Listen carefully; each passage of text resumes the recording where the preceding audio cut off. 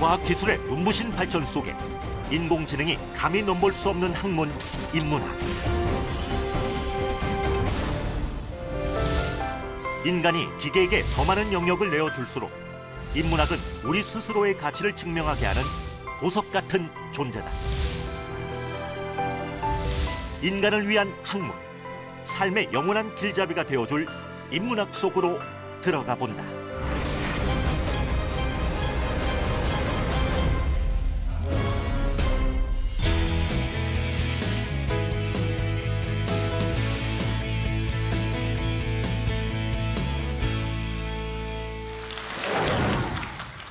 반갑습니다, 여러분.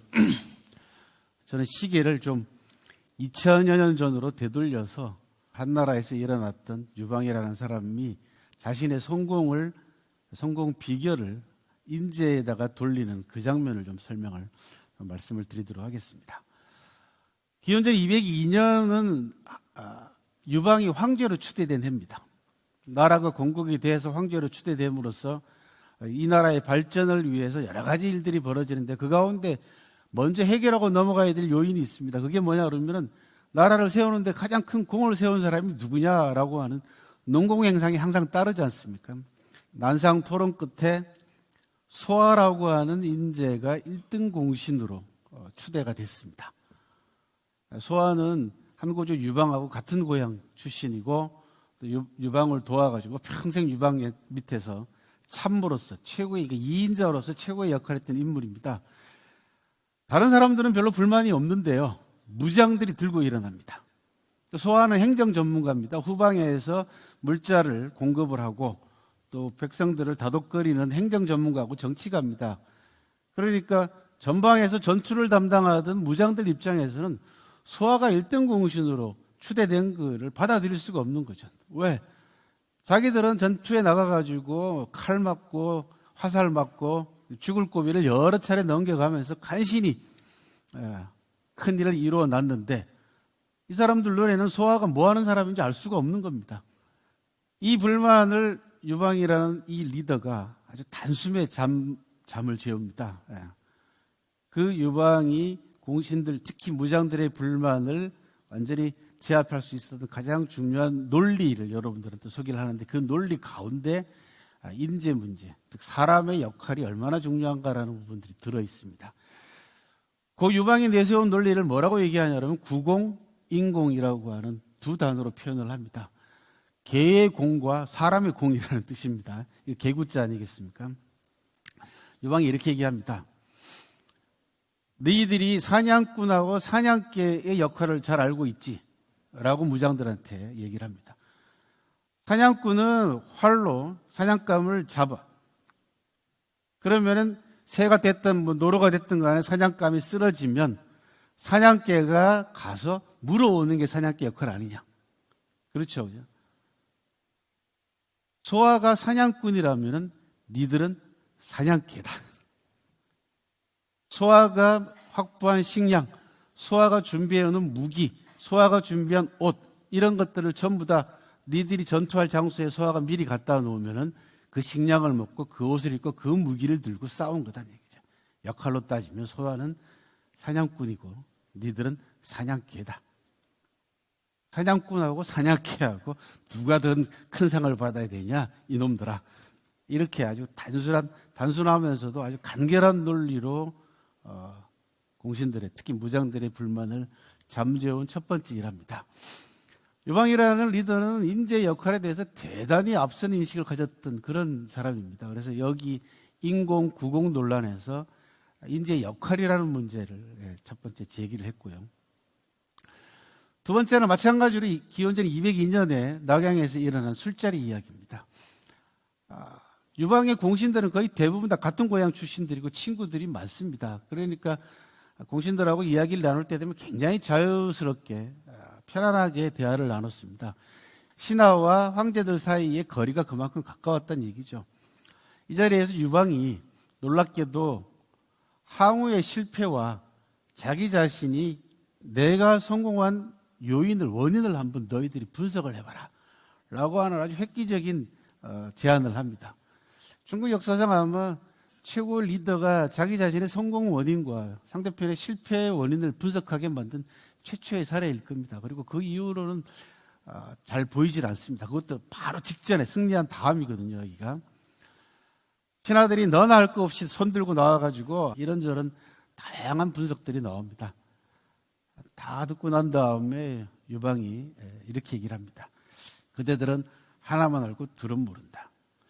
군막 안에서 전투에 나가지 않고 군막 안에서 전략과 전술을 수립해서 승부를 결정짓는 전략 전술이라는 측면으로 얘기하자면은 나는 장량만 못하다.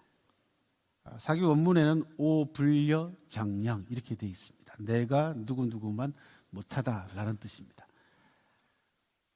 백성들을 안정시키고 정치를 편안하게 하고 후방에서 물자가 끊어지지 않게 운반하고 하는 행정 능력으로 따지자면 나는 소화만 못하다. 오불려 소화.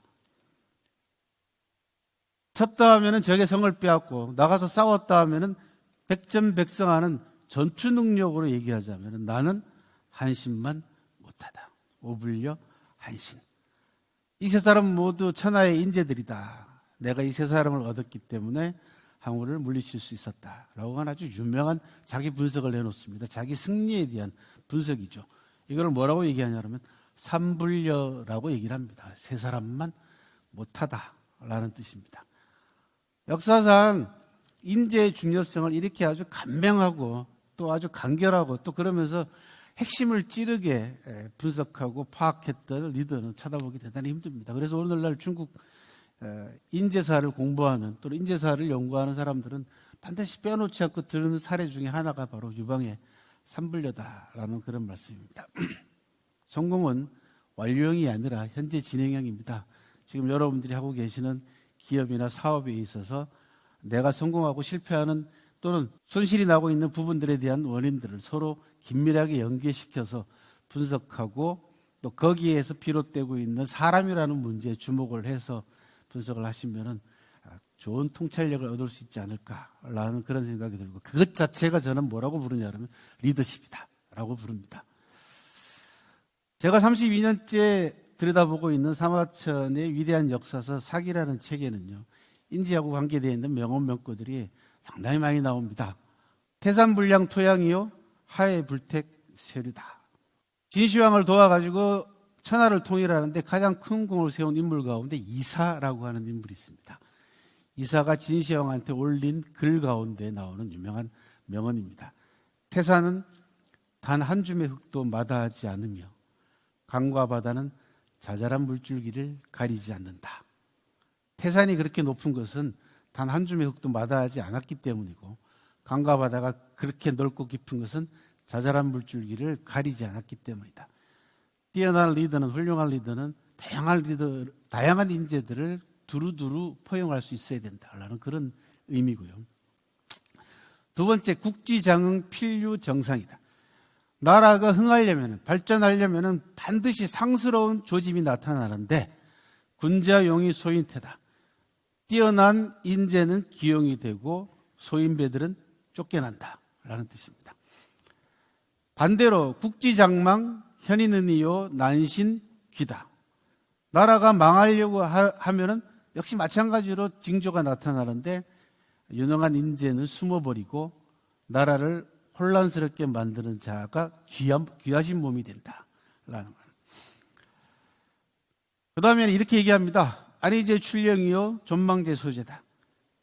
나라의 안정, 조직의 기업의 안정과 위기는 어떤 정책을 내느냐에 달려 있고 나라와 조직의 존망은 어떤 사람을 쓰느냐에 달려 있다라는 그런 뜻입니다. 인재가 조직과 나라의 흥망까지도 결정하는 중요한 요소다라는 그런 핵심적인 요소를 찌르는 아주 대표적인 명언 가운데 하나였습니다. 그러면서 이렇게 얘기합니다. 상하천은 사현능이 불용이면 유국자 지치다 이렇게 얘기합니다.